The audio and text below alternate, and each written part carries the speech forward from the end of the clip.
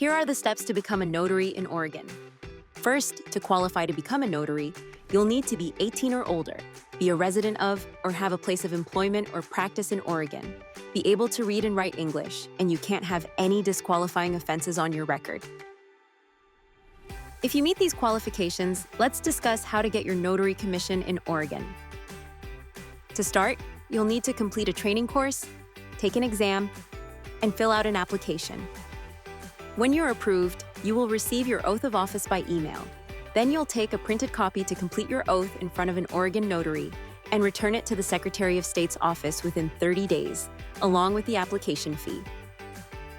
Once your oath is filed, the Secretary of State will email your commission certificate and certificate of authorization.